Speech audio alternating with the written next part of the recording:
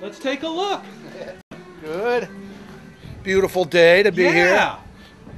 What's happening? Doing some plumbing? Yeah. What's going on? How you doing, buddy? Good. Good. Fixing the rot that's in there. Okay. The sill is like, you can see like where Sonny's working, that sill is completely gone. Oh, yeah. The bugs, due to rain running in the corner, the bugs have been eating up into all of the framing How old timbers. is that sill, would you say? Based on... It's probably around 1840 it was put in. really hasn't been changed? No, No. Okay. never been changed. Now, what about the rest of the place? In pretty good shape? Yeah, well, you know, we've run into like a little bit like what Ben's working on right there, you know, where, a little bit of rot on the outside, mostly caused by people drilling holes into the house to put phone lines and different things in. Okay. Lets the water in, and then you've got a... What's that, blown in stuff? This is blown and stuff, yeah. This is cellulose, you know. It's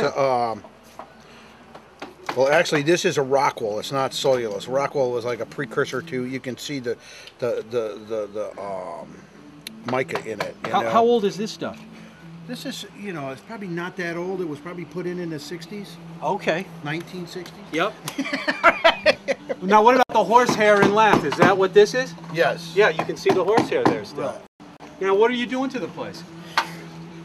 Well, right now we're fixing all of this. We're fixing up the structure and the mechanicals, the bones of the building, and getting the outside buttoned up before summer gets here.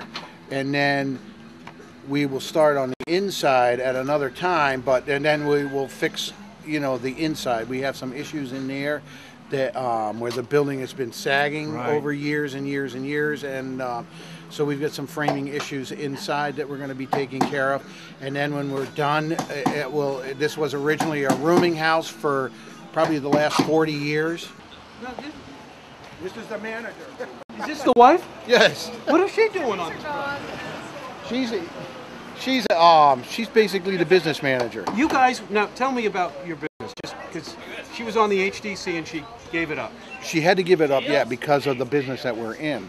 And, you can talk to her when she gets off the phone about it. But basically what happened was that, the state of the state of Massachusetts has, they've had a law in the books for many, many years. But this year it started to somewhat enforce it. And we always thought that Nantucket was exempt from those because we're an island and we can't, to draw on qualified people to sit on boards, we have to take them from the community that we have. We can't get them from the neighboring community, or that we can't necessarily travel to a neighboring community to work. And so what happened was that she found herself in violation of the ethics law if she was to continue in her capacity, because of the economy today. We were in a position where we were seeking work as opposed to work finding us. What was the specific violation? Well, basically, if you take a job, if she was to have taken a job, if she had sat on a permit for these people previous to our getting this job, which was not the case, but if she had if she had sat on a permit for them and then taken this job, she would have been in violation of that law. Yeah, one big thing is that we are design and build. So Rick does the architectural work, we do the permitting, and then we come in and do the work itself. But then another smaller angle is that we only work on historic buildings. So it's that whole combination. And how do you like your retirement from the HDC? Can we call it that? You're not actually retired though, are you? From the HDC? Yeah. Would you say I that? don't know that. Yes. I'm no longer serving on the board. Okay. Do you miss it? I do. Yeah. I like my Tuesday evenings, but... Why did you like that job? I always wondered about that. Why could it happen? It's kind of contentious at times. I know it is, but I felt like I really made a difference for the historic buildings, and that's why I was there.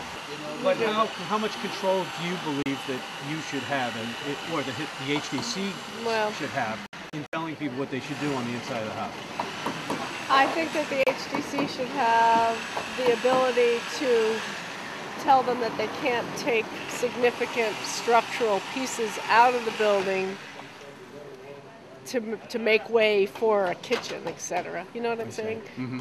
Let's keep the post and beam structure, whatever the historic fabric is that was there originally.